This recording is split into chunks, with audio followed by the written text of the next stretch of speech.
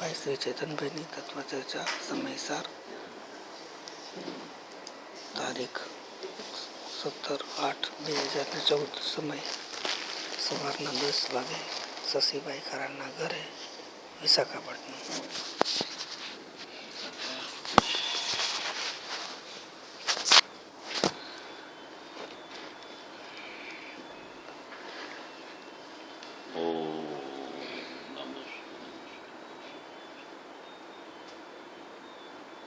નમો લોયેશો ત્રિકાળવર્તી અર્હંતાણમ નમો લોયેશો ત્રિકાળવર્તી સિદ્ધાણમ નમો લોયેશો ત્રિકાળવર્તી આયર્યાણમ નમો લોયેશો ત્રિકાળવર્તી ઉચ્ચાયણમ નમો લોયેશો ત્રિકાળવર્તી સવસામ ઓમકાર બિંદુ સંયુક્તમ નિત્યમ ધ્યાયમ કામદમ મોક્ષદમ ચૈવ ઓમકારાય નમો નમઃ.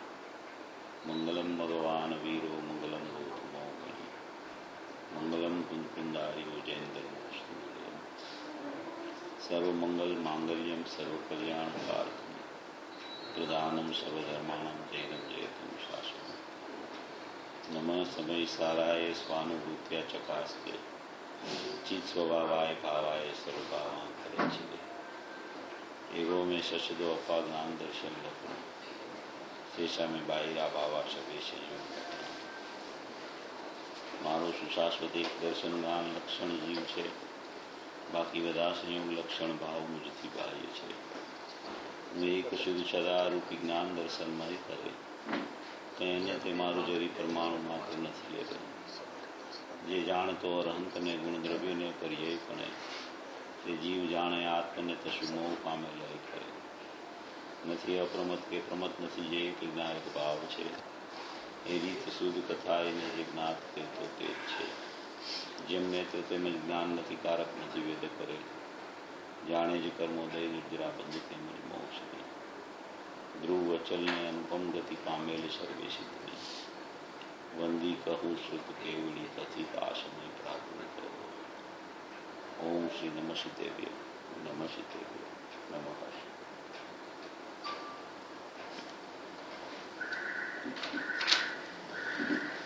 કુલકુલાચાર્ય દેવ દ્વારા રચિત સમયસારજી પરમાગમ શાસ્ત્ર છે. સમયસારજી પરમાગમની રચના 2000 વર્ષ પૂર્વે કુલકુલ આચાર્ય દેવે કરેલી અને ત્યારબાદ 1000 વર્ષ બાદ એની ટીકા અમૃતચંદ્ર આચાર્યએ કરી.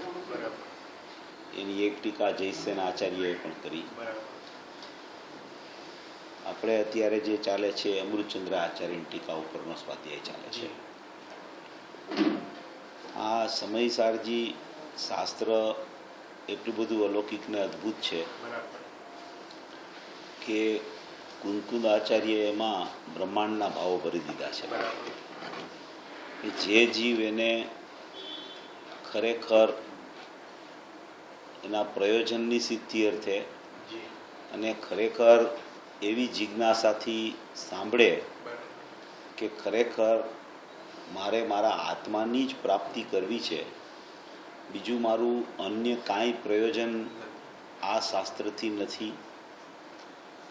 આ શાસ્ત્ર સાંભળી એને અંદર અવધારી એને સમજી એનું ચિંતન મનન કરી અને એ જ જે સ્વરૂપ આચાર્ય ભગવાન કહેવા માગે છે એ જ સ્વરૂપને મારે સમજવું છે અને એ સ્વરૂપ ખરેખર કેવું છે અને એ સ્વરૂપની પ્રાપ્તિ કેવી રીતે થાય એવો મારે ઉપાય કરવા માટે હું કેમ ત્વરિતમાં ત્વરિત સમર્થ થાવ એવી જે પ્રતિજ્ઞાપૂર્વક જે આ શાસ્ત્રને ભણે છે, વાંચે છે, સાંભળે છે, અવધારે છે, એને ખરેખર આ શાસ્ત્રનું ફળ આવ્યા વગર રહેતું નથી. એવો પૂજ્ય ગુરુદેવ શ્રીનો ઉપદેશ છે કે કોઈ પણ જીવ આ શાસ્ત્ર તરફ એની નજર જાય છે, એને ખ્યાલમાં આવે છે કે આવું કોઈ પરમાગમ છે અને આ કુદકુદાચાર્ય એની રચના કરી છે અને એમાં અશરીરી થવાના ભણકારા છે, એવો જ્યાં એને અંદરથી ભાવ આવે છે ત્યાં જો એના શાસ્ત્ર હાથમાં આવે અને એ શાસ્ત્રમાં જો એ અવધારવા માંડે એને તો ખરેખર વાસ્તવિકમાં એ દ્રષ્ટિ અપેક્ષાએ અશરીરી થઈ જાય છે. અને જ્યાં દ્રષ્ટિ અપેક્ષાએ જીવ અશરીરી થયો તો ક્રમે ક્રમે દશા અપેક્ષાએ પણ અશરીરી થઈ જાય છે. એવી એક આ અદ્ભુત સમયસારની દેન છે. આ સમયસાર પૂજ્ય ગુરુદેવશ્રીના હાથમાં આવ્યું અને ફાગણમાં 1978ની સાલમાં ફાગણ મહિનામાં હાથમાં આવ્યું અને આવતા વેત તો એને અંદરમાંથી એનો અંતરનાદ જાગી ઉઠ્યો કે આ શરીર રહિત થવું હોય તો આ શાસ્ત્ર છે. અને 1.5-2 મહિનામાં જ એને એવો ખ્યાલ આવી ગયો કે મારો આત્મા આવો જ છે, એવું સ્વરૂપનું અનુસંધાન પણ એને ત્વરિતમાં ત્વરિત થયું. આવી કોઈ એક સમયસારની અદ્ભુતથી અદ્ભુત ચમત્કારિકતા છે કે જે જીવના હાથમાં આ સમયસાર આવે છે એ પોતે સમયના સારરૂપ થઈ જાય છે. સમય એટલે શુદ્ધાત્મા અને એનો સાર એટલે દ્રવ્યકર્મ, ભાવકર્મ અને નવકર્મથી રહિત અનુભૂતિ.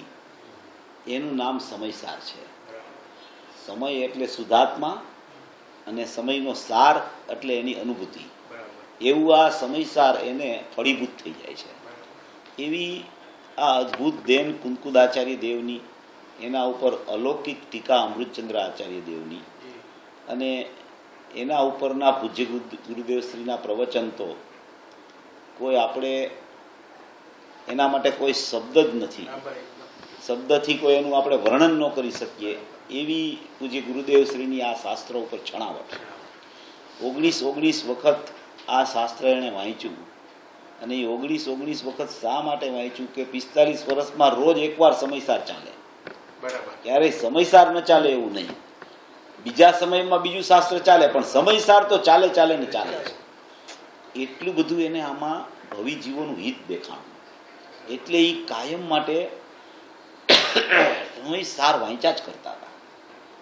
પોતે અંતરંગમાં તો સેંકડો વાર વાંચ્યું અને જાહેરમાં 19 વાર વાંચ્યું. તો પોતે અંતરંગમાં સેંકડો વાર વાંચ્યું તો એને કેટલું હિત ભાઈસું હશે આમાં એનું પોતાનું.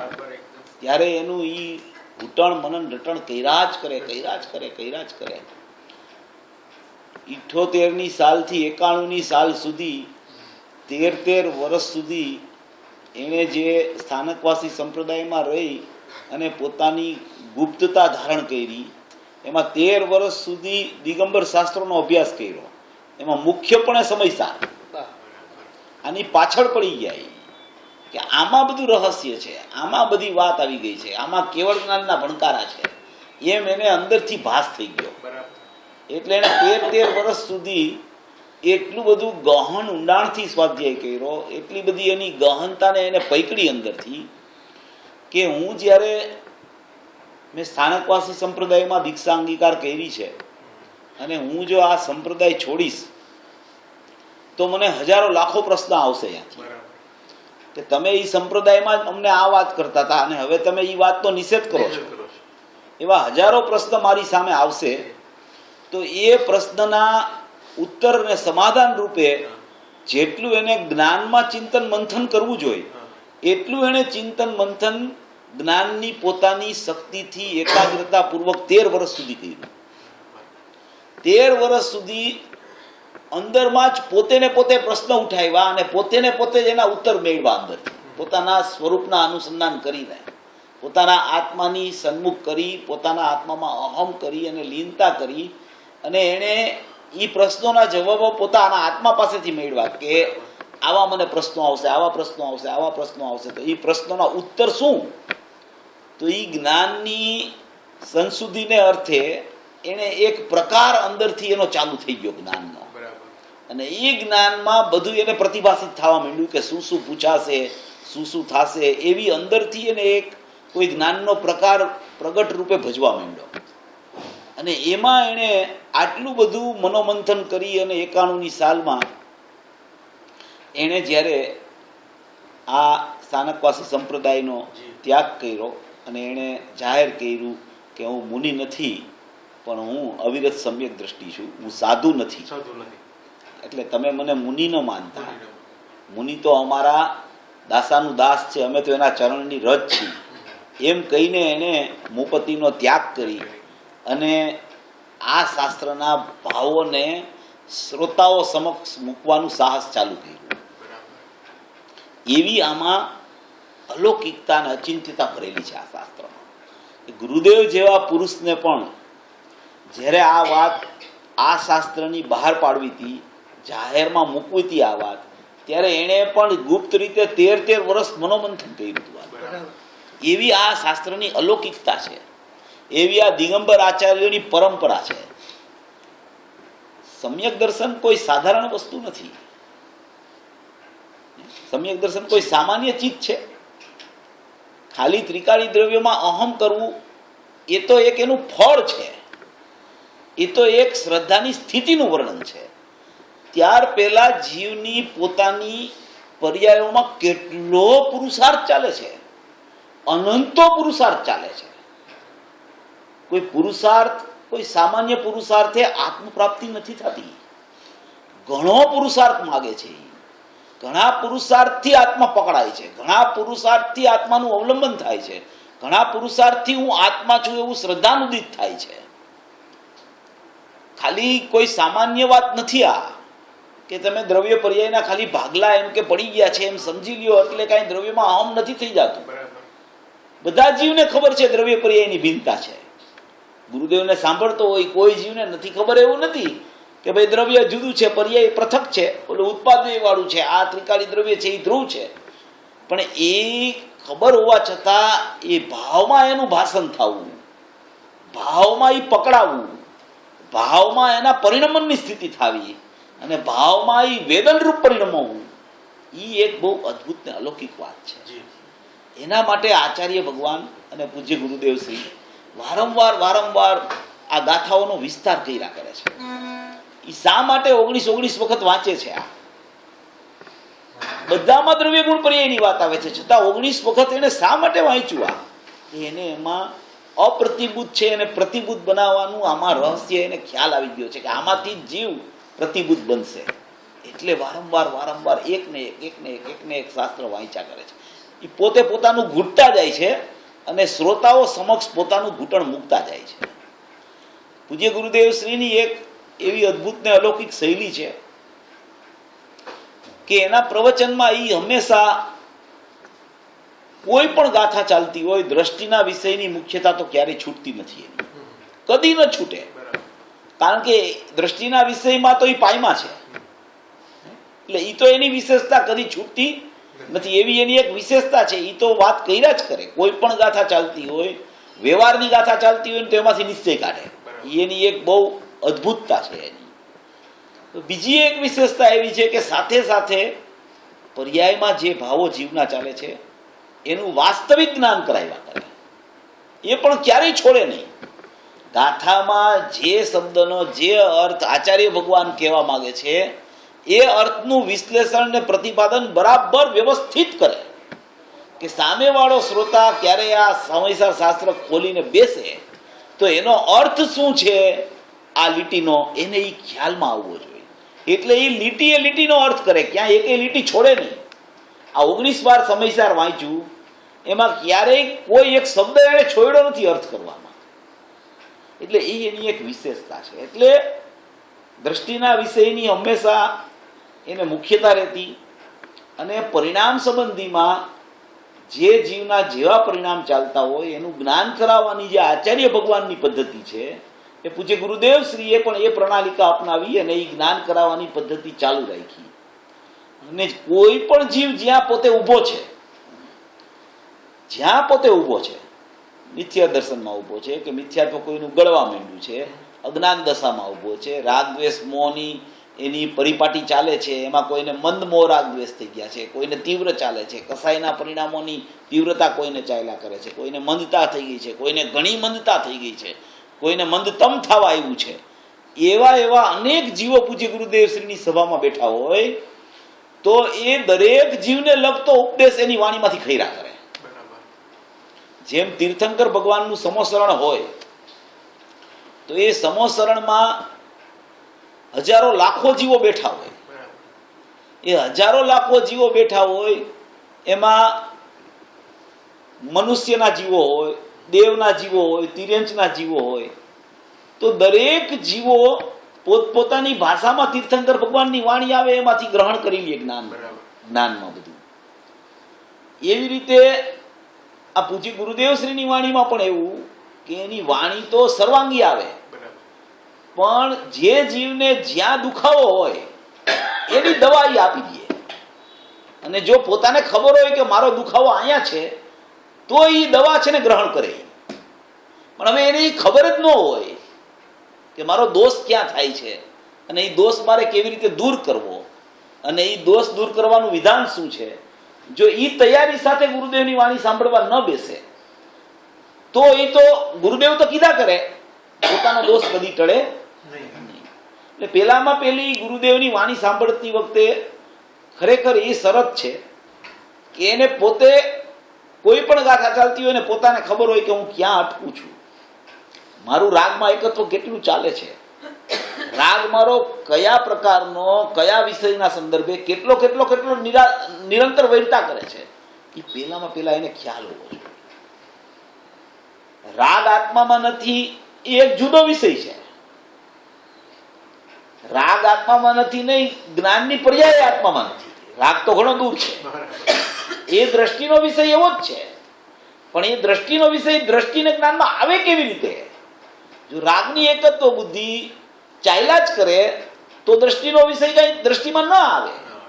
તો એ રાગની એકત્વ બુદ્ધિ ચાલે છે, એ રાગને જ્ઞાનનું ભેદ જ્ઞાન જે પૂજ્ય ગુરુદેવ શ્રી કરાવે છે, જે આપણે હમણાં અત્યારે 294મી ગાથા સાંભળી, એ 294મી ગાથામાં એટલી સરસ સરસ પ્રક્રિયાથી એને વર્ણન કર્યું છે.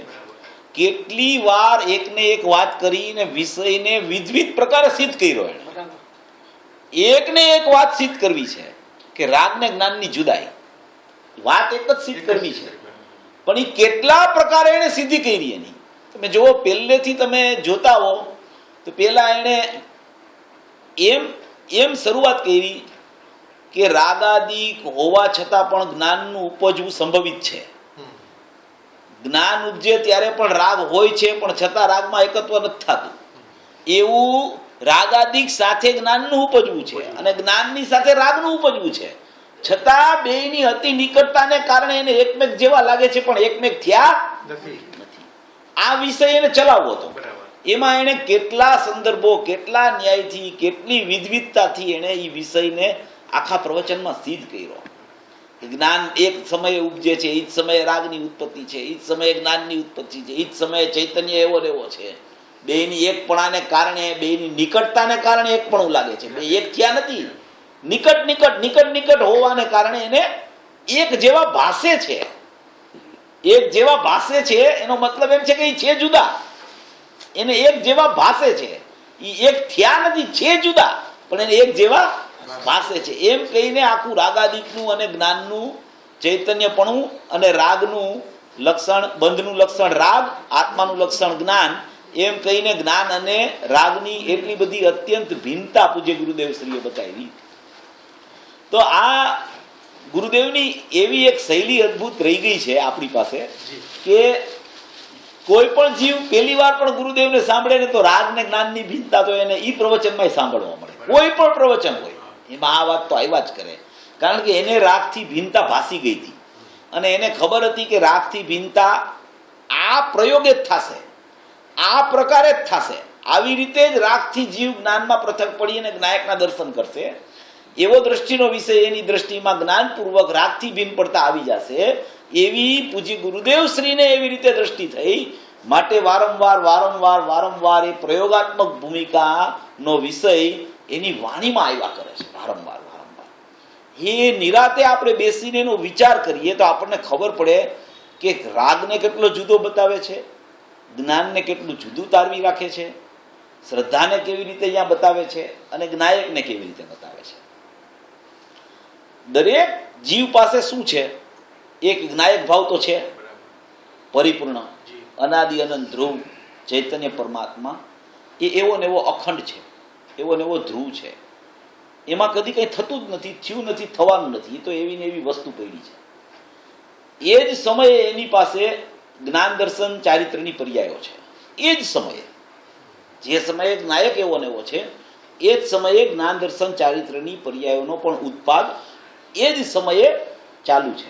આપણે આ ગાથા ચાલે છે ને 19મી, એનો ભાવાર્થ છે ને એ વિષય ચાલુ કરીએ છીએ, એમાં જ છે આ વિષય, એ વિષય જ ચાલે છે. તો ઉપરથી હું લઉં છું, શબ્દો એમાં શબ્દો કદાચ ન હોય પણ ભાવ જ છે એમાં.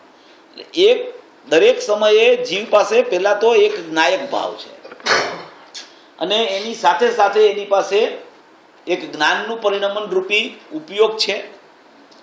એ જ સમયે એની ચારિત્રની રાગાદિરૂપ પર્યાય છે, ચારિત્રની પર્યાય પણ એ રાગરૂપ પરિણમે છે અનાદિથી. એ જ સમયે એની પાસે શ્રદ્ધાની પર્યાય છે, એ શ્રદ્ધાની પર્યાય અત્યારે મિથ્યાત્વ રૂપે પરિણમે છે. અને એ જ સમયે જ્ઞાનનો ઉપયોગ છે, એ જ્ઞાનનો ઉપયોગ, એ ઉપયોગને ઉપયોગથી જોવો તો એ પર્યાર્થિક નહીંનો પારિણામિક ભાવ છે, અને ઉપયોગને કોઈ સંબંધથી જોવો તો એ ક્ષયોપસમ ભાવ છે. આવા ઉપયોગના બે પ્રકાર છે.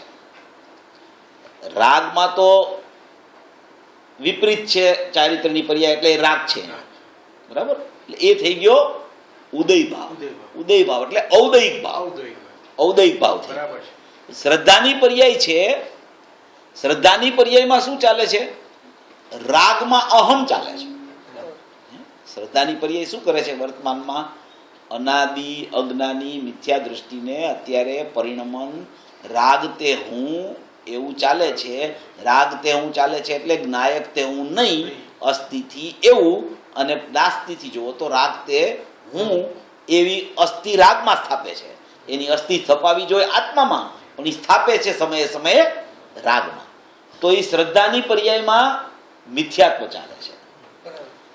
ચારિત્રની બહિર્લક્ષી પર્યાયમાં અત્યારે વર્તમાનમાં રાગ ચાલે છે. ખરેખર રાગ છે એ ખરેખર ચારિત્રની વિપરીત પર્યાયમાં આવતા પહેલા પૂતગલમાં છે રાગ. ખરેખર રાગ પૂતગલમાં છે. ખરેખર રાગ દ્રવ્ય કર્મમાં છે. અહીંયા નવ કર્મ, દ્રવ્ય કર્મ અને ભાવ કર્મની ચર્ચા છે ને. નવ કર્મ તો જુદા છે, શરીરને એના સંયોગોના પદાર્થો. પછી આવે દ્રવ્ય કર્મ. તો દ્રવ્ય કર્મ 8 દ્રવ્ય કર્મ છે, જ્ઞાનાવરણી આદિ. તો એ દ્રવ્ય કર્મમાં જે દ્રવ્ય કર્મ અંદર પડ્યા છે, જ્ઞાનાવરણી, દર્શનાવરણી, અંતરાય, મોહની, આયુનામ, ગોત્ર, વેદની, એ જે 8 કર્મો છે, એ 8 કર્મોમાં ખરેખર ત્યાં રાગની ખરેખર અસ્થિ દ્રવ્ય કર્મમાં છે. વાસ્તવિકપણે રાગ ક્યાં પડ્યો છે? પેલા રાગ પર્યાયમાં નથી, બરાબર. પેલા રાગ છે દ્રવ્ય કર્મમાં. દ્રવ્ય કર્મમાં રાગ ક્યાંથી આવ્યો એમ પ્રશ્ન થાય. રાગ દ્રવ્ય કર્મમાં ક્યાંથી આવી ગયો? રાગ તો અહીંયા પર્યાયમાં થાય છે. ગુરુદેવ હજારો વાર કીધું તારી પર્યાયમાં રાગ થાય છે, એ સમયે તારી પર્યાયમાં જ્ઞાન થાય છે. તો રાગ આવ્યો ક્યાંથી દ્રવ્ય કર્મમાં? તો કે જીવ અનાદિનો છે. જીવ અનાદિનો છે. તો જ્યારથી જીવ નિત્ય નિગોદમાંથી બહાર આવ્યો, નિત્ય નિગોદમાં જીવ હતો, ત્યાંથી બહાર આવ્યો, તો એ જ્યારે નિગોદમાં હતો ત્યારે એને અજ્ઞાનના સંસ્કાર હતા. એ અજ્ઞાનનું નિમિત્ત પામીને એને જે બંધ પડ્યો હતો, એ બંધના નિમિત્તે રાગ બંધાણો હતો. એ રાગ ક્યાં બંધાણો હતો? તો કે એ રાગ દ્રવ્ય કર્મમાં એનો બંધ પડ્યો હતો. અનાદિથી ચાલુ છે આ. સમય સમય સમય સમય સમય પ્રત્યેક સમયે જ્યાં સુધી રાગથી છૂટો નથી પડતો, અને રાગથી છૂટો પડી જાય છે પછી પણ અસ્થિરતા અપેક્ષાએ રાગનો બંધ ચાલુ જ છે અનાદિથી જીવને. એ ક્યાં છે? એ અનાદિનો દ્રવ્ય કર્મમાં એનો અનુભાગ, એટલે કે એનું સ્થાન અંદરમાં 8 કર્મમાં પડ્યું છે. આપણે છે ને પૂરો વિષય ચોખ્ખો કરવો છે, એટલે જરા ઘણા નવાય હોય, ઘણા જૂના હોય તો એને દ્રઢ થાય, નવા હોય તો એને ખ્યાલ આવે. જૂના હોય તો એને ખબર હોય તો એમ ન સમજવું, મને ખબર છે, એને દ્રઢતા કરવી. ઘણી વાર એક ને એક વિષય 4 વાર કહેવાય ને તો નવો વિષય આવે એમાંથી. એટલે આ દ્રવ્ય કર્મમાં રાગ પડ્યો છે, બરાબર છે. હવે એ 9 કર્મ તો 12 છે, દ્રવ્ય કર્મમાં રાગ પડ્યો છે. હવે એ આવ્યો ક્યાંથી? તો કે અનાદિનો અજ્ઞાનપણે પરિણમતો હતો, તો એના પરિણમનના નિમિત્તે રાગનો બંધ પ્રત્યેક સમયે થતો હતો. તો એ પર્યાય તો એક સમયની છે. જે સમયની પર્યાયમાં રાગ થયો એ જ સમયની પર્યાયમાં એ રાગ ભોગવાઈ જાય છે. બરાબર. આગળ પાછળ પર્યાયમાં ક્યાંય રાગ નથી. કોઈ પર્યાયમાં આગળ પાછળ રાગ છે જ નહીં કે આ પર્યાયમાં રાગ થયો એટલે બીજે સમયે રાગ આવશે, બીજે સમયે મિથ્યાત્વ આવશે. એવો ત્યાં ક્યાંય બંધ નથી પડ્યો રાગનો. રાગ બંધાણો છે એ દ્રવ્ય કર્મમાં બંધ છે. અહીંયા તો પર્યાય આવે છે ને પર્યાય જાય છે, પર્યાય આવે છે ને પર્યાય જાય છે. એ પર્યાય જોડાય કે ન જોડાય એ જુદો વિષય, પણ અહીંયાથી તો પર્યાય જ આવે છે, અહીંયા રાગ નથી આવતો. એ સમયવર્તી દ્રવ્ય કર્મમાં જોડાય જો એની ચારિત્રની પર્યાય, તો સમયવર્તી અહીંયા ચારિત્રની પર્યાયમાં રાગની ઉત્પત્તિ થાય છે. સમયવર્તી એ પણ બીજા સમયે ચારિત્રની પર્યાય ચારિત્રની ગુણમાં જ ચાલી જાય છે. ચારિત્રની પર્યાય જે અંદરથી આવે છે એ ચારિત્રની પર્યાય આવે છે, રાગ લઈને નથી આવતી.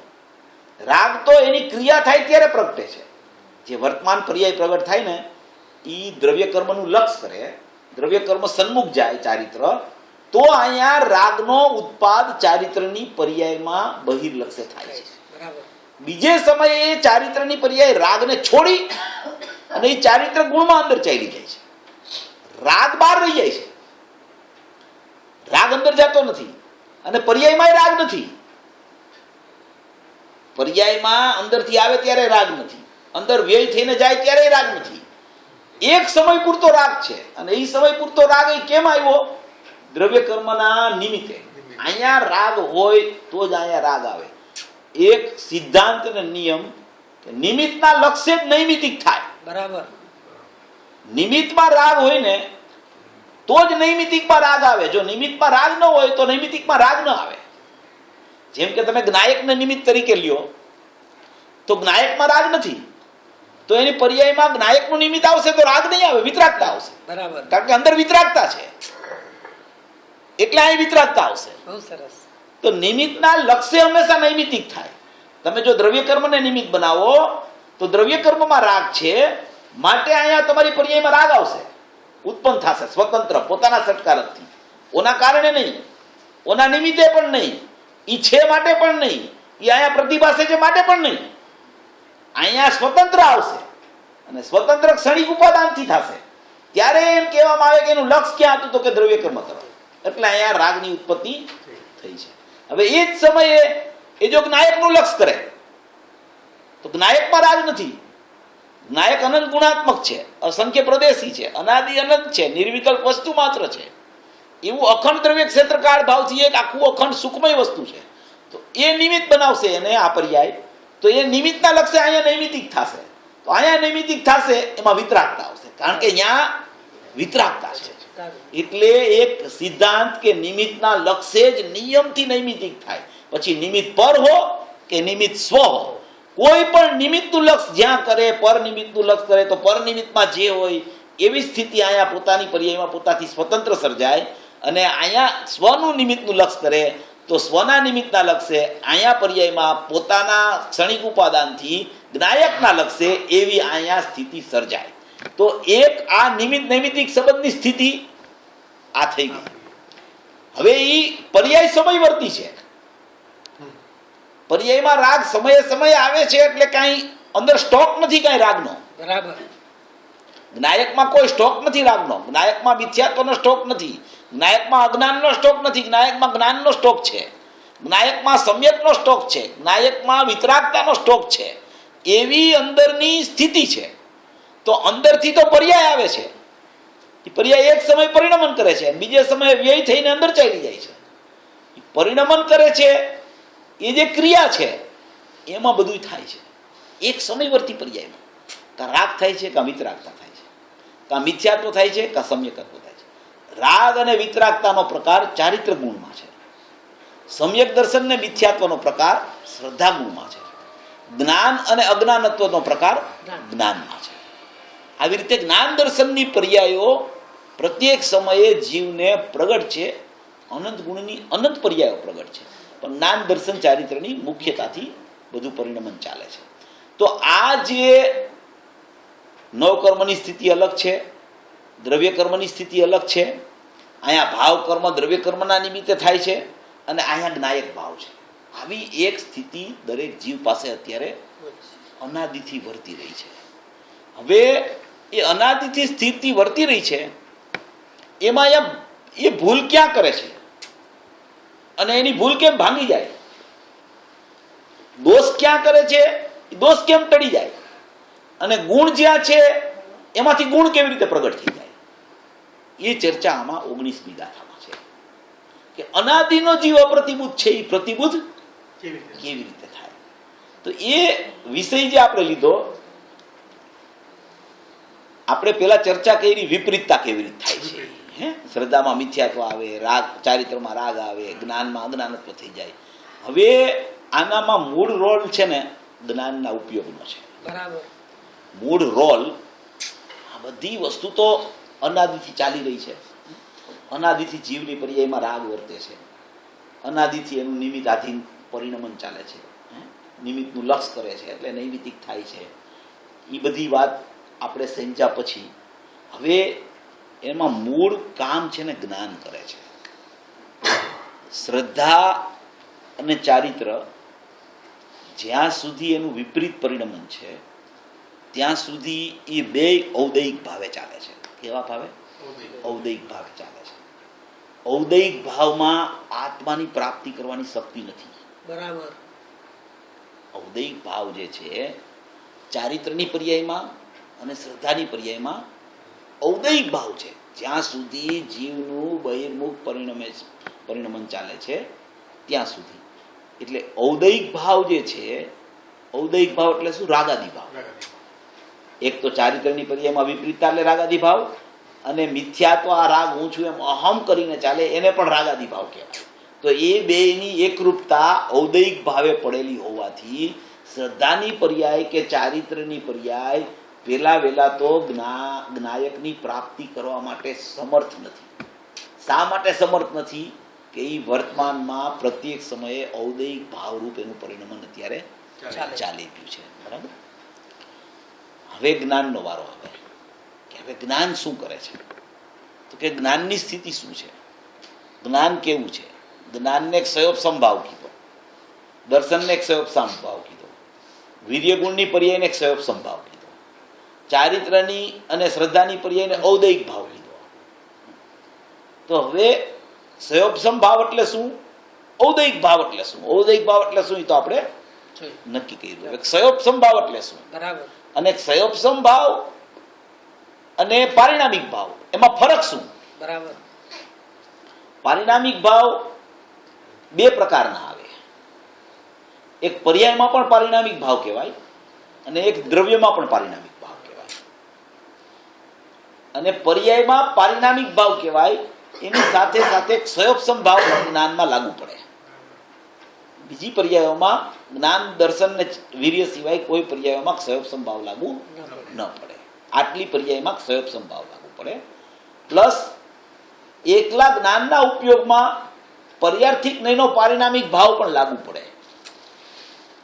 અને એકલા ત્રિકાળી દ્રવ્યમાં માત્ર પરમ પારિણામિક ભાવ લાગુ પડે. બરાબર.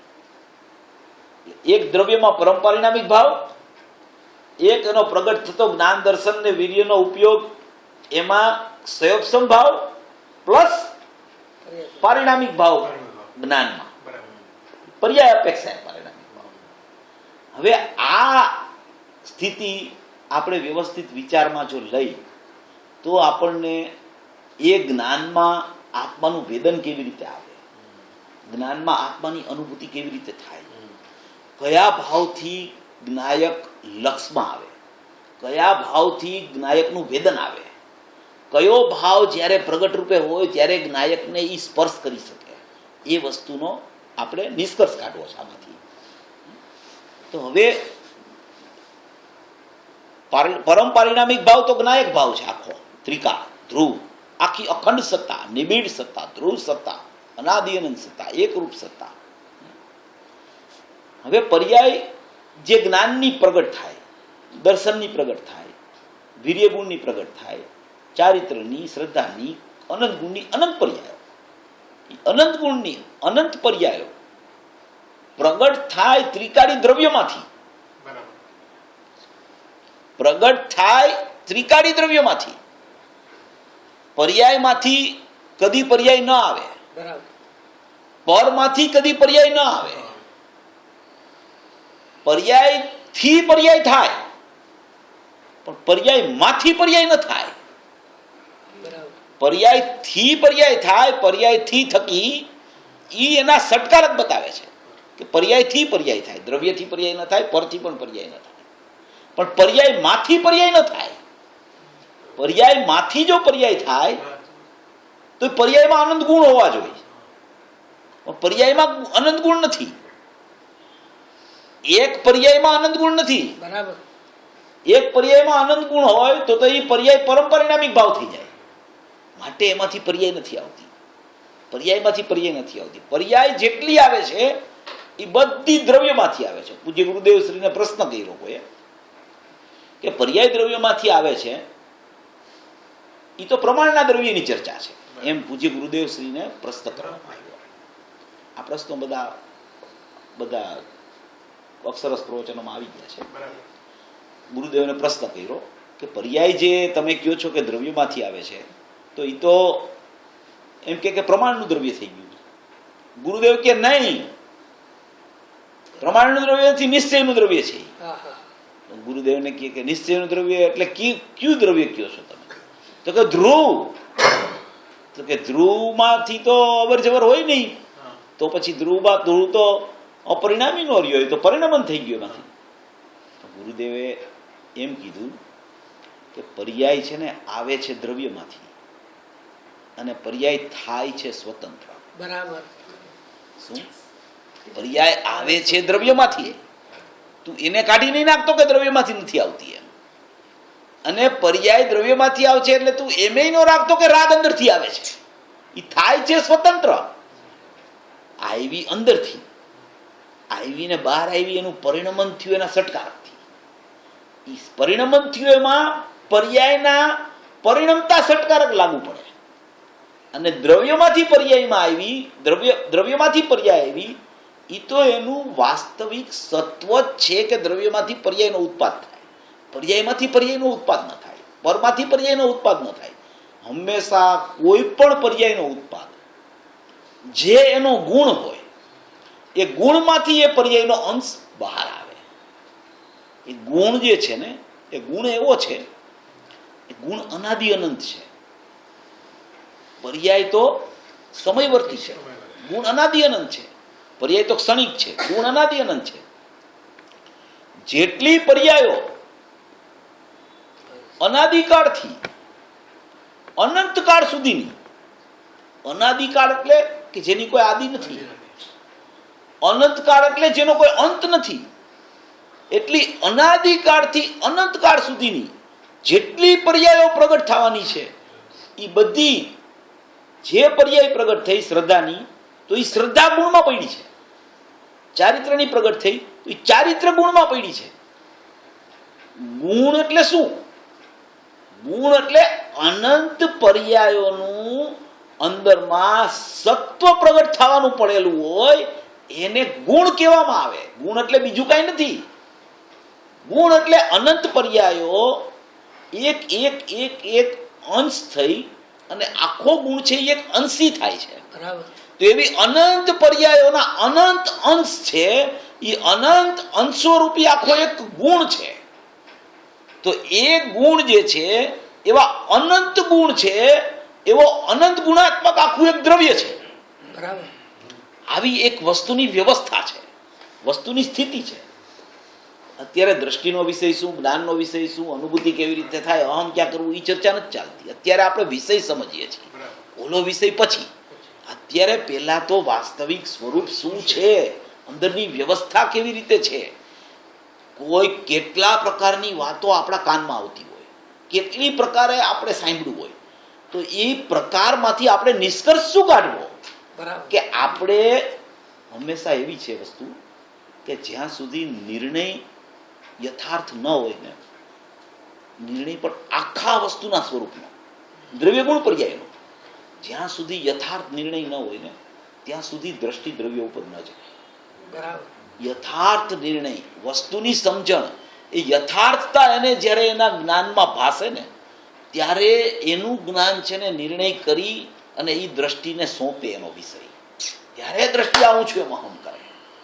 એવો નિર્ણય આપણને યથાર્થ કેવી રીતે થાય, એના માટે આ બધી વસ્તુ આપણા ખ્યાલમાં હોય તો આપણું જ્ઞાન છે ને એ પર્યાયમાં નહીં રોકાય, આપણું જ્ઞાન ગુણના ભેદમાં નહીં રોકાય, આપણું જ્ઞાન નાયકમાં ચાલ્યું જશે. કારણ કે એ જ્ઞાનને ખબર પડી ગઈ છે કે આ તો અંશ છે, આવા તો અનંત અંશ મારા જ્ઞાન ગુણમાં પડ્યા છે અને એવા અનંત ગુણ મારા દ્રવ્યમાં પડ્યા છે, તો આ અંશ ઉપર મારી દ્રષ્ટિ ન જ આવી જોઈએ. જો એને એ ખબર હોય કે આ અંશ છે અને એ એક એક અંશ એવા અનંત અંશોનો એક ગુણ છે અને એવા અનંત ગુણોનો અંશી એક આખું દ્રવ્ય છે, એવો એને ખ્યાલ આવી જાય તો એ ક્યાંય અટકે નહીં. એ ક્યાંય એનું લક્ષ છોડવું અને લક્ષ કરવું એ તો ઉપદેશક વિધાન છે. લક્ષ થતું જ નથી, યથાર્થ સમજણ થાય ને પછી દ્રવ્ય સિવાય ક્યાંય લક્ષ જ નથી થતું. સીધી એની દ્રષ્ટિને જ્ઞાન દ્રવ્યમાં સ્થપાઈ જાય છે. સીધી વાસ્તવિક વ્યવસ્થા એના જ્ઞાનમાં યથાર્થ હોય તો, નહીતર એ ક્યાંક ને ક્યાંક જ્ઞાન અટકી જાય છે. એ નિર્ણય યથાર્થ જ્યાં સુધી ન થાય ને વસ્તુના આખા સ્વરૂપનો, ત્યાં સુધી એનું જ્ઞાન છે ને ક્યાંક ને ક્યાંક ઊભું રહી જાય છે, ક્યાંક ને ક્યાંક અટકી જાય છે, ક્યાંક ને ક્યાંક એની છે ને માર્ગ જે સાચો માર્ગ હોય ને ત્યાં જઈ નથી શકતું. વચ્ચે એને છે ને આપણે કહીએ ને કે બ્રેક લાગે, કાં કોક કહે કે ડાયવર્ઝન આવી તો એ ઉભો રહી જાય, પછી આમ ફરી ફરીને બહુ જવું પડે કારણ કે અટવાઈ ગયો હોય. એટલે આ જે એક અંશ પર્યાયનો, એવા અનંત અંશોનો પિંડ જ્ઞાન ગુણ અને એવા અનંત ગુણોનો સમુદાય આખું એક દ્રવ્ય. હવે એમાં મૂળ ભૂમિકા જ્ઞાનના નિર્ણયની, એમાં જ્ઞાનમાં જે જે જે જે જે જે જાણવું ચાલે, જ્ઞાનમાં સમજણ ચાલે, જ્ઞાનમાં નિર્ણય આવે, જેમ મતિ જ્ઞાનના ભેદ આવે ને, અવગ્રહ ઈહા અવાય ધારણા. અવગ્રહ એટલે શું કે આ આવું હોય એવું મને કંઈક લાગે છે, પછી ઈહામાં આવે એટલે કે વિચાર કરે કે આવું જ છે, સ્વરૂપ આવું જ છે, આમ જ છે. પછી અવાયમાં આવે એટલે નિર્ણયમાં આવે આમ જ છે. પછી ધારણામાં આવી જાય કે હા સ્વરૂપ આવું જ છે, હવે મને હમણાં છે ને પરિણમન થશે. એવું થાય ને ત્યારે શ્રુત જ્ઞાનની ઉત્પત્તિ થાય અને એ શ્રુત જ્ઞાન આ હું જ્ઞાયક છું એમ ભાવશ્રુત કરીને અનુભૂતિ કરે. એમ વિચાર કરતા કરતા કરતા જ્ઞાનમાં જ્યાં નિર્ણયની ભૂમિકા આવે તો હવે જ્ઞાનમાં નિર્ણયની ભૂમિકા માટે જે અંદરથી જ્ઞાયકમાંથી આપણે લીધું કે પર્યાયો પ્રગટ થાય છે, પર્યાય પર્યાયમાંથી નથી આવતી, પર્યાય પર્ણમાંથી નથી આવતી, પર્યાય દ્રવ્યમાંથી આવે છે. એમાં ગુરુદેવની બે અપેક્ષા આવે છે. બે અપેક્ષા એવી આવે છે કે ગુરુદેવ એમ કહે કે દ્રવ્યમાંથી પર્યાય આવે છે, ગુરુદેવ એમ કહે કે દ્રવ્યમાંથી પર્યાય નથી આવતો. બે વાત ગુરુદેવમાં આવે છે. બે વાતનું આપણે સમજી કે એમાં એનો કહેવાનો આશય શું છે. એટલે એ જયારે આવે ત્યારે પ્રોબ્લેમ ન થાય. કારણ કે શું ઓલું આપણે એમ આવે ને કે દ્રવ્યમાંથી પર્યાય નથી આવતી તો આપણે એ પક્ષે ચડી જાય, અને પછી એમ આવે કે દ્રવ્યમાંથી પર્યાય આવે છે તો એમાં ચડી જાય. આપણે જો બેયનું યથાર્થ નિષ્કર્ષ આપણા જ્ઞાનમાં હોય ને તો આપણને ખબર પડી જાય કે અહીંયા ગુરુદેવને અત્યારે આ વિષય સિદ્ધ કરવો છે, એટલે અહીંયા આ વાત ચાલે છે. ઓલી વાત આવે તો અત્યારે ગુરુદેવને આ વિષય સિદ્ધ કરવો છે એટલે આ વાત ચાલે છે. એમ આપણા જ્ઞાનમાં ચોખવટ થઈ જાય. ઘણી વાર ગુરુદેવ એમ કે પર્યાય દ્રવ્યમાંથી આવતી જ નથી. પર્યાય દ્રવ્યમાંથી આવે તો એક સરખી પર્યાય આવવી જોઈએ, એવો ગુરુદેવનો ન્યાય હોય છે કે જો દ્રવ્યમાંથી પર્યાય આવે તો એમ કે જો રાગની પર્યાય આવે તો રાગની જ આવ્યા કરે તો વિતરાગતા કોઈ થાય જ નહીં. અને જો વિતરાગતાની પર્યાય આવે તો વિતરાગતાની પર્યાય આવે તો કોઈ અજ્ઞાની જ ન રહે, બધા સમય દ્રષ્ટિ થઈ જાય. માટે ગુરુદેવ એમ કહે કે પર્યાય દ્રવ્યમાંથી નથી આવતી એમ કહે, અને આવે તો એક સરખી આવવી જોઈએ. હવે અહીંયા એને શું બતાવવું છે કે પર્યાય દ્રવ્યમાંથી આવે છે અને પર્યાય દ્રવ્યમાં જાય છે એ પહેલા વહેલા તું અવર જવર વાળું તારું દ્રવ્ય છે ને એનું લક્ષ છોડી દે.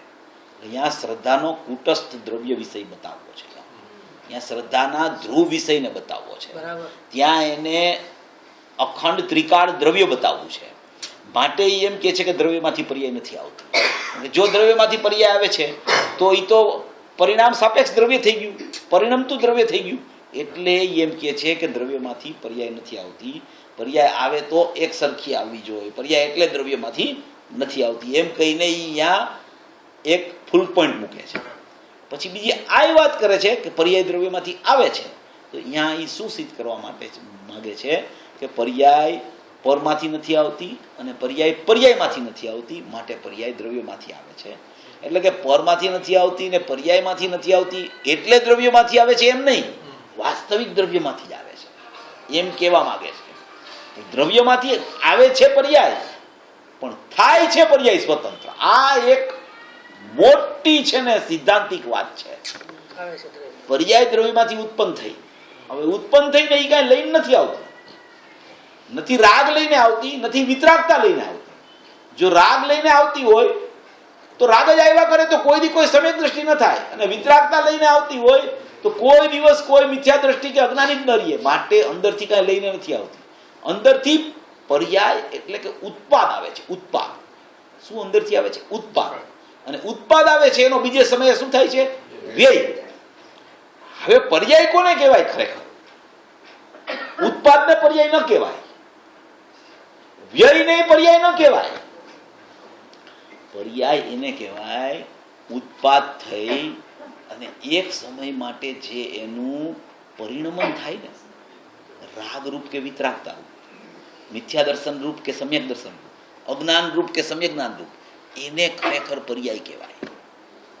પર્યાય એનું નામ જ જ્યારે એનું પરિણમન થાય ને ત્યારે પડે, અને એ પરિણમન બીજે સમયે તો વ્યય થઈને અંદર ચાલ્યું જાય છે.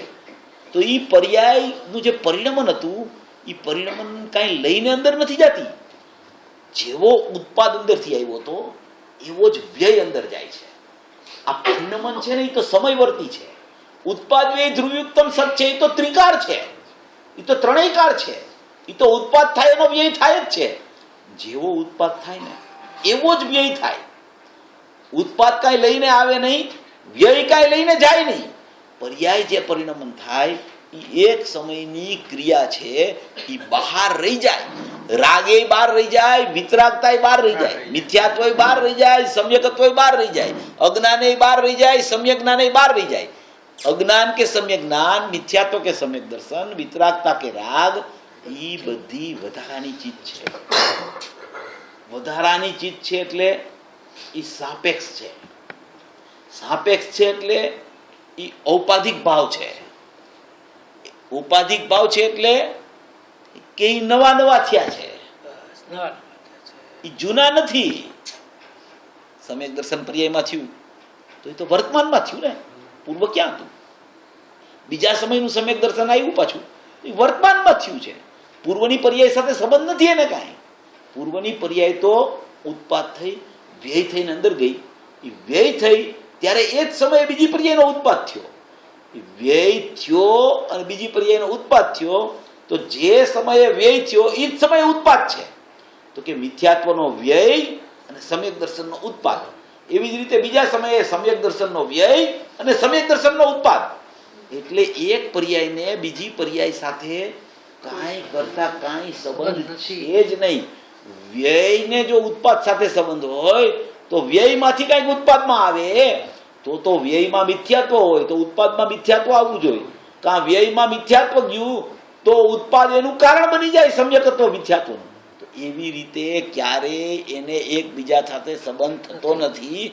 માટે ઉત્પાદ જેવો અંદરથી આવે છે એવો જ બીજે સમય અંદર વ્યય જાય છે, અને એક સમયની પર્યાયરૂપી પરિણમનની ક્રિયા જે છે એ રહી જાય છે બહાર. બાકીનું બધું જેવું છે એવું અંદર ચાલ્યું જાય છે. હવે એ પર્યાયની જે પરિણમન રૂપ ક્રિયા બહાર રહી ગઈ એ સાપેક્ષ કીધી આપણે એને, ઔપાધિક ભાવ કીધો, નવી થાય છે એમ કીધો. તો એ શું છે? એ ખરેખર અહીંયા સમ્યક દર્શનનો ઉત્પાદ કેમ ન થયો? મિથ્યાત્વનો ઉત્પાદ કેમ આવ્યો? રાગનો ઉત્પાદ કેમ આવ્યો? વિતરાગતાનો ઉત્પાદ કેમ ન થયો? સમ્યક જ્ઞાનનો ઉત્પાદ કેમ ન આવ્યો? અજ્ઞાનનો ઉત્પાદ કેમ અનાદિથી થયા કરે છે? તો એ આપણે જાણવું તો જોઈએ ને. આવું જ કેમ થયા કરે છે? કેમ આટલી બધી મારી દ્રવ્યમાં અનંત શુદ્ધતા પડી છે, મારા ગુણમાં અનંત શુદ્ધતા પડી છે, મારી એની સાથે રહેલી કારણ શુદ્ધ પર્યાય પૂજિત પંચમ ભાવની પરિણતિ છે એમાં અનંત શુદ્ધતા પડેલી છે. એમાંથી નીકળતો જ્ઞાન ઉપયોગ છે એમાં પણ અશુદ્ધતા છે નહીં. એ જ્ઞાનમાં અનુભૂતિ સ્વરૂપ ભગવાન આત્મા અનુભવમાં આવી રહ્યો છે. તો આ અશુદ્ધતા આવી ક્યાંથી? બરાબર. મારા એકેય સ્વરૂપમાં ક્યાંય અશુદ્ધતા જેવું છે નહીં, તો આ અશુદ્ધતાનો જન્મ થયા કેમ કરે છે? આ કેમ અશુદ્ધતા આવ્યા કરે છે? એ પ્રશ્ન થાય ને આપણને કે ભાઈ આવું કેમ થાય? શુદ્ધતા કેમ નથી આવતી? અશુદ્ધતા કેમ થાય છે? તો કે એને કીધા આપણે સાપેક્ષ ભાવો, ઔપાધિક ભાવો, વધારાની ચીજ. હવે વધારાની ચીજ, ઔપાધિક ભાવો, સાપેક્ષ ભાવો, એ બધાય નિયમથી કર્મના ઉદય, અનુદય અને અભાવનું નિમિત્તપણું એ ભાવોમાં સાપેક્ષપણે લાગુ પડે છે. સાપેક્ષપણે આનું નિમિત્તપણું અહીંયા લાગુ પડે છે. એનો અર્થ કે આ છે માટે અહીંયા આવું થાય છે, એમ તો ગુરુદેવના શિષ્યો કોઈ માને જ નહીં. કોઈ માનતા હોય તો માનવાનું બંધ કરી દે, કોઈ માને જ નહીં એવું તો તોય અહીંયા થાય છે કેમ? તો કે એને તમે આની સાપેક્ષતા લગાડવાનું પ્રયોજન શું છે તમારું?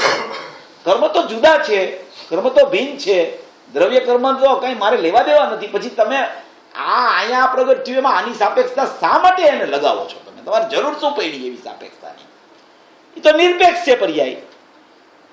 પર્યાય તો સટકારકથી થઈ છે, પર્યાય ક્રમબદ્ધમાં આવી છે, પર્યાય એની યોગ્યતા અનુસાર થઈ છે, પર્યાય એના કરતા કર્મકરણ સંપ્રદાન અપાદાન અધિકરણથી પરિણમી છે. હવે એનો પરિણમવાનો કાર છે એટલે પરિણમી છે. હવે તમારે એને એની સાપેક્ષતા લગાડીને એનું કામ છે શું? તમારે શા માટે નિરપેક્ષ જોવો ને? તમે સાપેક્ષ શું કામ લગાડો છો? તો પ્રશ્ન એમ આવે કે નિરપેક્ષ તો છે પહેલી વાત. બરાબર. કોઈ પણ પરિણમન છે ને એ પહેલામાં પેલું નિરપેક્ષ જ છે. જો દ્રવ્ય છે ને ત્રિકાળ, એ અનાદિ અનંત નિરપેક્ષ છે. બરાબર. એમાં કોઈ સાપેક્ષતાનો પ્રશ્ન છે જ નહીં. દ્રવ્યમાં જેટલી વસ્તુઓ છે, ગુણ છે, કારણ સુપર્યાય છે, ત્રિકાળદાન દર્શનના ઉપયોગ છે, એ બધું નિરપેક્ષ છે. એને તો કોઈ સાપેક્ષતાનો પ્રશ્ન લાગુ જ નથી પડતો. પણ જે એના પરિણમનમાં જે પર્યાય ચાલે છે ને, એ પર્યાયમાં એક નિરપેક્ષ ભાવ પણ છે અને એ જ સમયે એક સાપેક્ષ ભાવ પણ છે. એકાંતે કોઈ પર્યાય નિરપેક્ષ નથી. ગુરુદેવે જે ક્રમબદ્ધનો મહા સિદ્ધાંત આપ્યો, એવો અપૂર્વ સિદ્ધાંત આપ્યો કે જેને ક્રમબદ્ધ પર્યાય બેસી જાય, જેને સટકારકથી પર્યાય થાય છે એ બેસી જાય, જેને એમ બેસી જાય કે આ એની યોગ્યતા અનુસાર પર્યાય થાય છે, એ પર્યાય સામું જોવે જ નહીં. એની દ્રષ્ટિ ત્યાંથી ઉઠી જાય ને એની દ્રષ્ટિ પર્યાયને જોવાનું બંધ કરીને એ જ દ્રષ્ટિ દ્રવ્ય ઉપર ચાલી જાય. એવો એને અપૂર્વ સિદ્ધાંત આપ્યો કે તું હવે ક્યાં સુધી સાપેક્ષ જોયા કરીશ? તું હવે નિરપેક્ષ જો પર્યાયને. દ્રવ્યને નિરપેક્ષ જો, પર્યાયને નિરપેક્ષ જો. પર્યાયને નિરપેક્ષ જોઈશ તો પર્યાય જેવી થવાની હોય એવી થશે. તું એનું લક્ષ્ય જ કરમાં, તું જોમાં એને. પર્યાર્થિક ચક્ષુને સર્વથા બંધ કરી દે. એકલા ઉગાડેલા દ્રવ્યાર્થિક ચક્ષુ વડે દ્રવ્યને જો. એમ પ્રવચન સારની 114મી ગાથામાં આચાર્ય ભગવાને કીધું ને. તો એ એક અપૂર્વ સિદ્ધાંત આપ્યો. તો પૂજ્ય ભાઈના પ્રવચનો 13મી ગાથાના 12 પડ્યા છે, બધાએ સાંભળ્યા હશે. એમાં એક અકાટ્ય ન્યાય આપ્યો પૂજ્ય ભાઈએ. એવો ન્યાય કે આપણને આમ અપીલ કરી જાય. ઓ વાત તો એકદમ બરાબર છે કે હવે તું એમ કહેશ કે પર્યાય એકાંતે નિરપેક્ષ જ છે, તો નિરપેક્ષમાં રાગ આવ્યો, રાગ કે નિરપેક્ષમાં મિથ્યાત્વ આવ્યું, કે નિરપેક્ષમાં અજ્ઞાન આવ્યું, તો એ પર્યાય નિરપેક્ષ જ છે, સ્વતંત્ર એના સટકારકથી થઈ છે. તો હવે તમે બતાવો કે એનો કરતા કોણ? તો કે એ પર્યાયનો કરતા પર્યાય જ છે. દ્રવ્યને કાંઈ એની સંબંધ જ નથી. તું એની વાત જ કરમાં. એ પર્યાયનો કરતા પર્યાય છે, પર્યાયના સટકારકથી થઈ છે, એ નિરપેક્ષ જ છે. તો એણે પૂજ્ય ભાઈએ એ વસ્તુને સિદ્ધ કરી. એને એવી રીતે સિદ્ધ કરી કે તારી પર્યાયમાં અનાદિથી રાગ જ કેમ આવે છે? તારી નિરપેક્ષતા એવી કેમ નથી થતી કે વિતરાગતા આવે? એમ તે વિચાર કરસ કોઈ દિવસ? તું કેમ વિચારતો નથી? એમ નિરપેક્ષ છે તો નિરપેક્ષમાં કેમ વિતરાગતા નથી આવતી? નિરપેક્ષ નિરપેક્ષ નિરપેક્ષ તો રાગ કેમ આવ્યા કરે છે? તને જો નિરપેક્ષ ખબર પડી ગઈ હોય તો એમાં વિતરાગતા જ આવવી જોઈએ. બરાબર. કેમ એમાં રાગ આવ્યા કરે છે? તું જો તો કે તું જ્યાં સુધી એ રાગ ભાવ પ્રગટ થાય છે એનું કારણ જ્યાં સુધી નહીં શોધ ને ત્યાં સુધી એમાંથી રાગ નહીં જાય. તો કે એનું કારણ કોણ? તમે બતાવી દો પ્રભુ, હવે જલ્દી જલ્દી અમને કયો, અમારે તો જલ્દી મોક્ષમાં જવું છે. તો આપણે શું છે કે વાત એવી ધીમે ધીમે લેવી ને એટલે એની જિજ્ઞાસા વધે, રહસ્ય થાય. એમ થાય કે આ રાગ જાતો કેમ નથી અને આ આવ્યા કેમ કરે છે, અને હવે તમે કયો ને તો હમણાં વયો જાય, પણ હવે આમાં એમ જલ્દી કહેવાય એવું નથી. એટલે એ રાગ છે ને એ કે તો તું એનું વાસ્તવિક કારણ શોધ. જ્યાં સુધી તું એનું કારણ નહીં શોધ ને ત્યાં સુધી રાગ નહીં જાય. તું એમ કે પર્યાયનો કરતા પર્યાય, પર્યાયનું કારણ પર્યાય, પર્યાયના સટકારક પર્યાયમાં પર્યાયનો કરતા પર્યાય, પર્યાય સામું જોવાનું બંધ કરી દે. પણ છતાં પર્યાય સામું જોવાનું છૂટતું કેમ નથી? કેમ પર્યાય દ્રષ્ટિ થઈ જાય છે? કેમ દ્રવ્ય દ્રષ્ટિ થતી નથી? તો તું વિચાર કર કે એનું કારણ શોધ કે દ્રવ્ય દ્રષ્ટિ કેમ નથી થતી. એનું કારણ શોધ કે રાગ કેમ આવ્યા કરે છે. એનું કારણ શોધ કે દ્રષ્ટિમાં મિથ્યા તો કેમ ચાલ્યા કરે છે. તો એને અહીં વાત કરી કે કોઈ પણ પદાર્થ હોય એનું જો પરિણમન હોય ને તો એમાં કારણપણું નિમિત્તમાં પણ હોય અને પોતાના ઉપાદાનમાં પણ હોય. બરાબર. બે કારણપણા 174 ને 175 કળશમાં લીધા છે. કળશ ટીકાના અંતર્ગર્ભિત પર્યાયરૂપ પરિણમન શક્તિનો વિષય છે. એમાં આવા બે કારણ લીધા છે, એક ઉપાદાન કારણ અને એક નિમિત્ત કારણ. ઉપાદાન કારણ શું? તત્સમયની યોગ્યતા. એ તો ઉપાદાન કારણ બરાબર જ છે, એમાં ગુરુદેવના સિદ્ધાંતમાં કાંઈ કોઈ ફેરફાર કાંઈ થાય એવું છે જ નહીં. તો એકદમ અબાધિત સિદ્ધાંત છે, એમાં કાંઈ ચેન્જ થાય એવું નથી.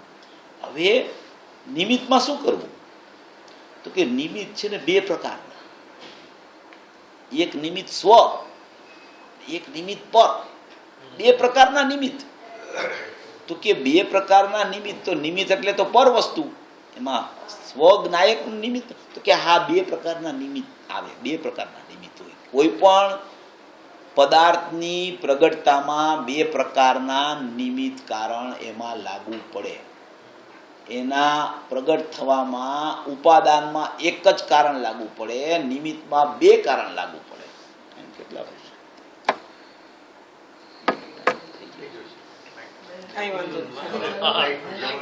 આ છે ને વિષય એવો છે ને આજે ધારાવાહિક ચાલવાનો. ના ના ચાલશે. હા, તમે ભાઈ જેને ટાઈમ થઈ ગયો નીકળી જાઓ, મળી જશે બધું. ધારાવાહિક ચાલુ.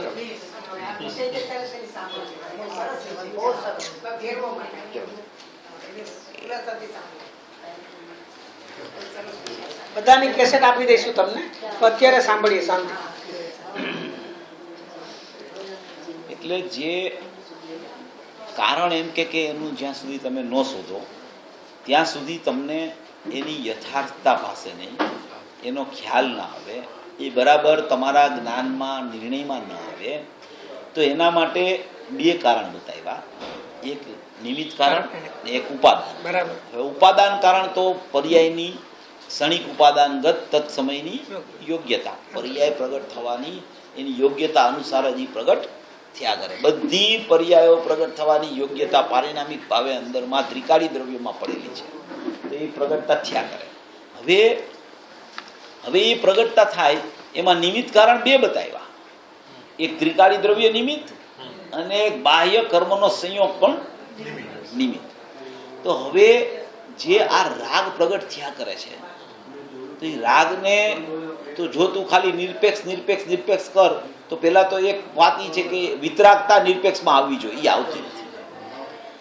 તો જ્યાં સુધી રાગ જીવની પર્યાયમાં એક સમયવર્તી આવ્યા કરે છે ત્યાં સુધી જો આપણે વિષય ચાલ્યો ને કે ભાઈ કર્મના ઉદયના સાપેક્ષપણાને તમે શા માટે યાદ કરો છો? તમે ખાલી નિરપેક્ષને જ યાદ કરો ને. બરાબર.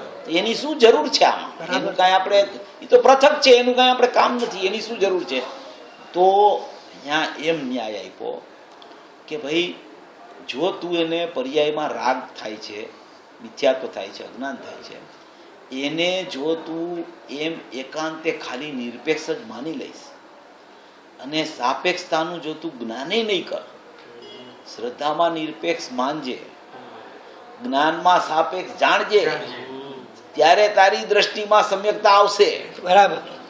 જ્યાં સુધી શ્રદ્ધામાં નિરપેક્ષ નહીં જાણ, જ્ઞાનમાં શ્રદ્ધામાં નિરપેક્ષ નહીં માન, જ્ઞાનમાં સાપેક્ષ નહીં જાણ, ત્યાં સુધી તારી દ્રષ્ટિ સમ્યકતાની પ્રાપ્તિ નહીં કરી શકે.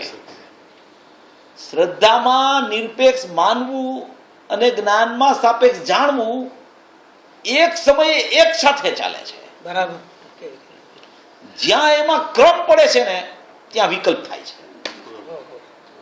આ ચોખ્ખું કરો. જ્યાં ક્રમ પડ્યો વિકલ્પ ચાલુ થઈ ગયો. હવે ક્રમ કેવી રીતે પડે? આપણે એકદમ પોઈન્ટ ટુ પોઈન્ટ ઊંડાણ. Yes yes. ક્રમ કેવી રીતે પડે છે?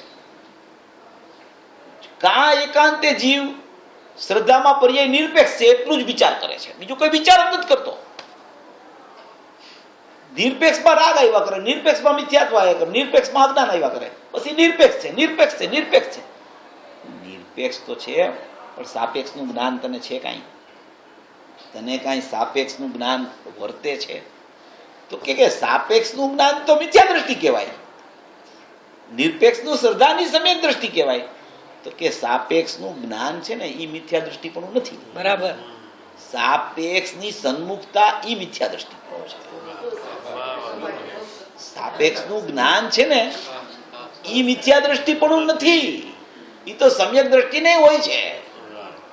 સાપેક્ષની દ્રષ્ટિ છે ને એ મિથ્યા દર્શન છે. સાપેક્ષના જ્ઞાનને ઉડાડીશ ને તો તારું મિથ્યાત્વ દ્રઢ થશે અને તારું જ્ઞાનમાં અજ્ઞાન દ્રઢ થશે. અને જ્યાં સુધી જો કોઈ દ્રષ્ટિમાં તું સાપેક્ષ રાખીશ તો તને અનુભવ નહીં થાય. બરાબર. જ્ઞાનમાં જો સાપેક્ષને ઉડાડીશ તો તારું જ્ઞાન ખોટું થઈ જશે. અને દ્રષ્ટિમાં જો તું નિરપેક્ષ નહીં રાખ અને સાપેક્ષતા લઈ આવીશ તો તારી દ્રષ્ટિમાં અનુભવ નહીં થાય, સમ્યકતા નહીં આવે. બે વાત બે જગ્યાએ એક જ સમયે યથાર્થતાપૂર્વક જોવી જોઈએ.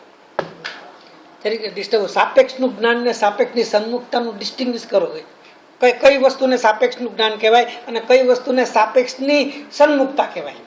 સાપેક્ષનું જ્ઞાન એટલે આ છે ને આ કર્મ છે. બરાબર. અહીંયા જ્ઞાયક છે. બરાબર. અહીંયા જ્ઞાન છે. બરાબર. જ્ઞાન માટે આ બે સાપેક્ષ છે. વાહ. બે સાપેક્ષ છે. પરફેક્ટ. તો એ બે સાપેક્ષનું અહીંયા જ્ઞાન વર્તે છે. એ જે જ્ઞાન વર્તે છે એને જો તું કાઢી નાખીશ, એને જો તું ઉડાડી દઈશ તો તારું જ્ઞાન ખોટું થઈ જશે. બરાબર. હવે આ બે સાપેક્ષ છે Right. તો એમાં તું આ સાપેક્ષ આના નિમિત્તે અહીંયા થયું છે બરાબર. એમ જો તું અહીંયા લક્ષ કર્યા કરીશ તો પણ તારી દ્રષ્ટિ મિથ્યા થઈ થઈ જાય જશે. એમ કહેવાનું. બરાબર. બરાબર. સાપેક્ષનું જ્ઞાન રાખજે, હા. સાપેક્ષની દ્રષ્ટિ છોડજે, સાપેક્ષનું લક્ષ્ય છોડજે જ્ઞાનમાં. બરાબર. સાપેક્ષનું જ્ઞાન રાખજે, સાપેક્ષનું જ્ઞાન રાખજે, પણ એ જ્ઞાનમાં લક્ષ છોડજે. પર પરફેક્ટ. ધર્મનું લક્ષ છોડી દેજે. દ્રષ્ટિનું લક્ષ પણ જ્ઞાયક, બરાબર. દ્રષ્ટિનો વિષય પણ જ્ઞાયક, જ્ઞાનનો વિષય પણ જ્ઞાયક, બેયનો વિષય જ્ઞાયક. પણ જ્ઞાનમાં એક બીજો ગુણધર્મ કે ઈ લક્ષ તો જ્ઞાયકનું છોડે નહીં બરાબર. અને પર્યાયનું જ્ઞાન કર્યા વગર કોઈ દિવસ રહે નહીં. નહીં. બહુ સરસ. બરાબર. ઈ વિશેષતા જ્ઞાનમાં. જ્ઞાન અને શ્રદ્ધા ઈ બેયનો વિષય તો એકલો જ્ઞાયક, એકલો ધ્રુવ ચૈતન્ય પરમાત્મા, એકલું અખંડ વિષય. વિષય બરાબર. વિષય તો એકલો જ્ઞાયક એનો બેયનો. હવે શ્રદ્ધાનો વિષય એકલો જ્ઞાયક, જ્ઞાનનો વિષય એકલો જ્ઞાયક.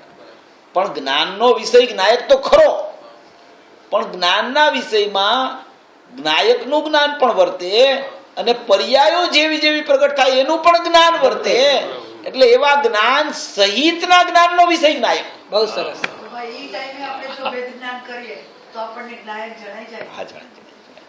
એટલે આ જ્ઞાનમાં દ્વિરૂપતા ગુરુદેવે કાલે કીધું કે જ્ઞાનમાં દ્વિરૂપતા છે. ગુરુદેવે આજે કીધું જ્ઞાનમાં દ્વિરૂપતા છે. આ દ્વિરૂપતા બે રૂપ વાળું જ્ઞાન છે, એના બે રૂપ છે.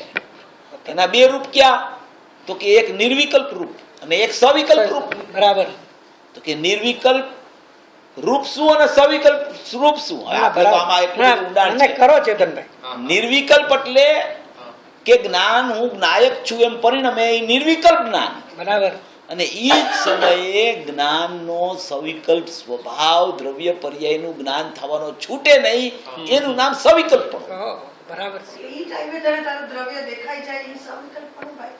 હા, ના એ નિર્વિકલ્પણું કહેવાય. નિર્વિકલ્પ, sorry. મુખ્ય અને ગૌણની વાત હમણાં એક સાંભળી લઈએ બેન, આખી પ્રોસેસ સાંભળી લઈએ ને પછી પ્રશ્નો કરજો તો શું થશે, ચોખ્ખું થઈ મુખ્ય જશે.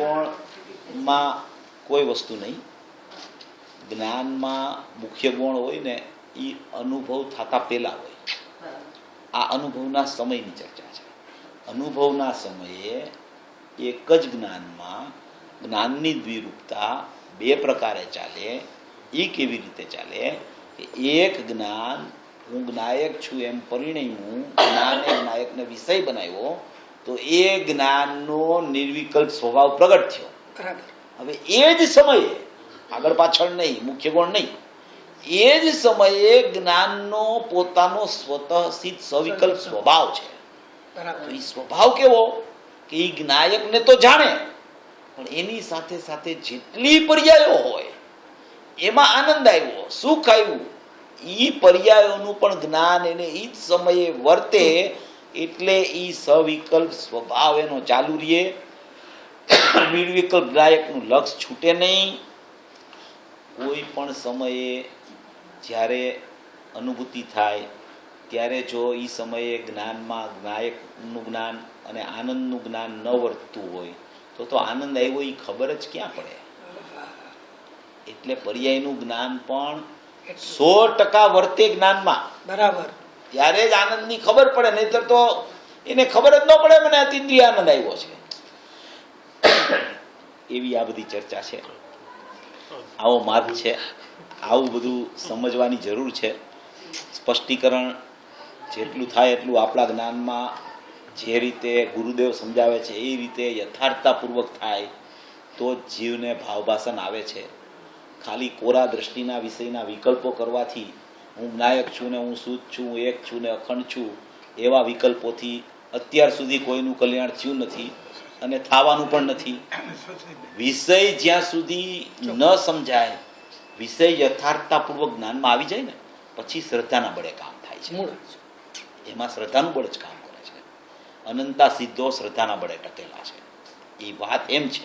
પણ ત્યાર પહેલા જ્ઞાનમાં નિર્ણયની ભૂમિકા જ્યાં સુધી ન આવે, જ્ઞાનમાં યથાર્થતા ભાવભાષણ પૂર્વક ન થાય, જ્ઞાયક આખો કેવો છે, એમાં ગુણ કેવી રીતે વસેલા છે, પર્યાયો કેવી રીતે લેવી છે, એમાં સ્વભાવ શું, વિભાવ શું, ઉપાદાન શું, નિમિત્ત શું, નિશ્ચય શું, વ્યવહાર શું, એનું ક્રમબદ્ધપણું શું, એનું એક પછી એક પણ શું, ઉત્પાદ વ્યય ધ્રુવિક્તમ સત્પણું શું, ઉત્પાદ વ્યયને કાંઈ કરતો નથી, વ્યય ધ્રુવને કાંઈ કરતો નથી, ધ્રુવ ઉત્પાદ વ્યયને કાંઈ કરતા નથી, એ શું, નિરપેક્ષતા શું, સાપેક્ષતા શું, આ બધા વિષયો જે ગુરુદેવે કેટલા સ્પષ્ટ કર્યા છે 45 વર્ષ સુધી.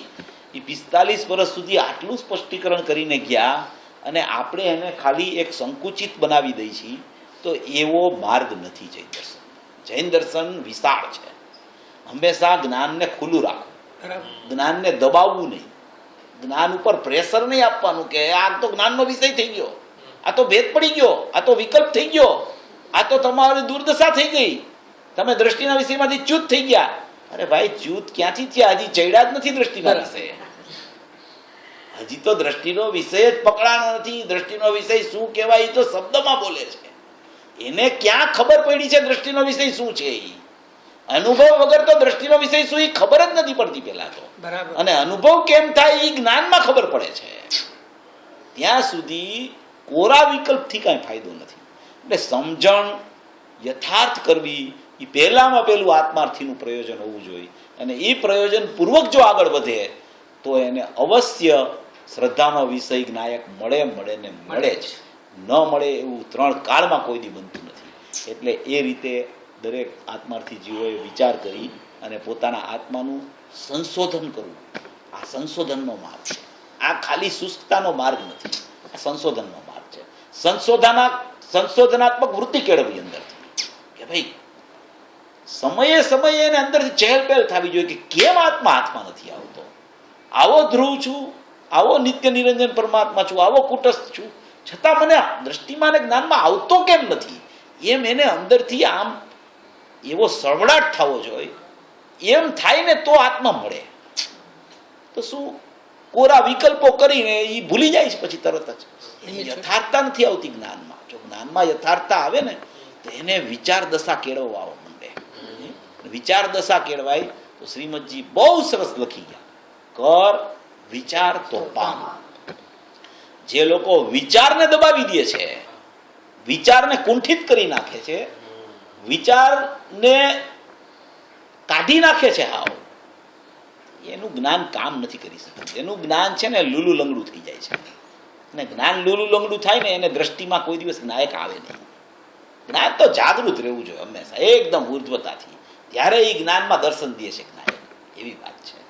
આવી મોક્ષ માર્ગ રૂપી જે વાત છે એ સર્વ ભવ્ય જીવ સમજી અને મોક્ષ માર્ગમાં પ્રયાણ કરે એવી મંગલ.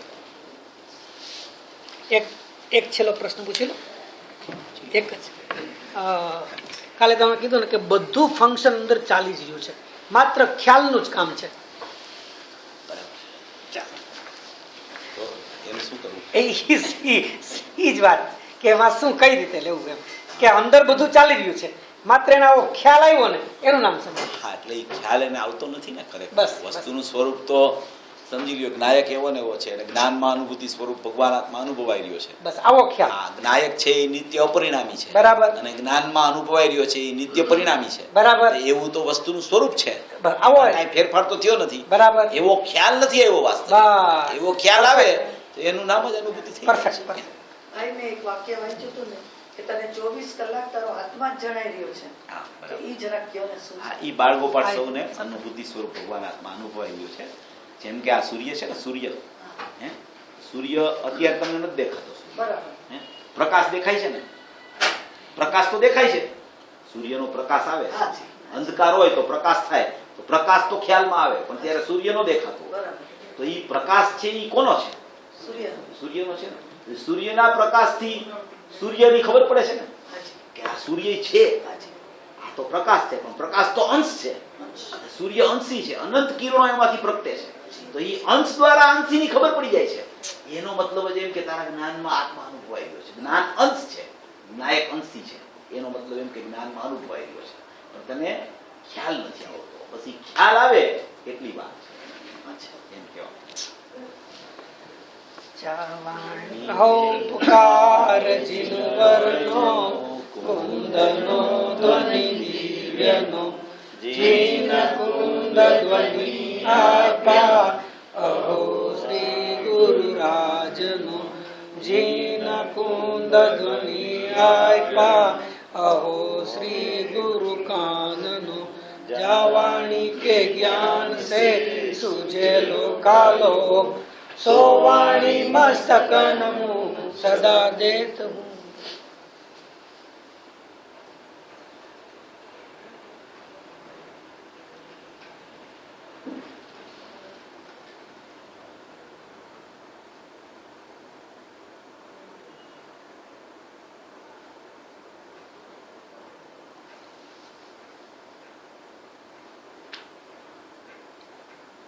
મંગલમય જીનવાણી માતનો જય હો. પરમ કૃપાળુ અનંત અનંત અનંત ઉપકારી શ્રી સદગુરુ દેવનો જય હો.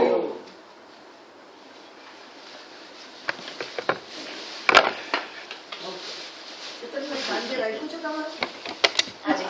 કેતા જતા બધા હવે સાંજે. ખબર નથી પ્રોગ્રામ શું. 7 થી 8 એવું કંઈક રાખો. બધું સાંજનું રાખો. તો તમે ક્યાંય નહીં જવાના હોય તો ના સાંજે તો હું ક્યાંય જવાનું તો નથી. ભાઈ સાંજના રાખી દો ને 7 વાગે. આટલા હોય એટલા બધા આવે. 7 વાગે બરાબર છે કે સાડા સાત થી સાડા સાત. અને થોડો વધારે આ બધો ખુલાસો. તમારા બધા પ્રશ્નો કોઈ કાઢજો. આજે આટલું ચાલ્યું ને તો ચેતનભાઈ પ્રશ્નો લઈ આવજો. પ્રશ્નો લઈ આવજો એટલા બધા. પ્રશ્નો લઈ આવો તો મને વધારે ગમશે. પ્રશ્ન હોય ને તો સારું. એક એવું જોતું હતું કે જે નવા નવા હોય અમારા જેવાને, જેને બહુ ન સાંભળ્યું હોય, ગુરુદેવને ખૂબ સાંભળ્યા પ્રવચનો ખૂબ, તો પુસ્તકો કઈ રીતે કયા ક્રમમાં વાંચતું જવું એ ખ્યાલ નથી આવતો. પુસ્તકો ઘણા છે પણ અમારા જેવા પહેલાં શું વાંચવું પછી શું વાંચવું એવું મને ક્લિશ કરતી મમ્મીના સંબંધ ના ના એમાં કાંઈ નથી. ચોક્કસ સુનિલ યાદ છે હા ખ્યાલ છે કે આખા પુસ્તકો વાંચવા લાઈન સર લખી દઈશ ચોક્કસ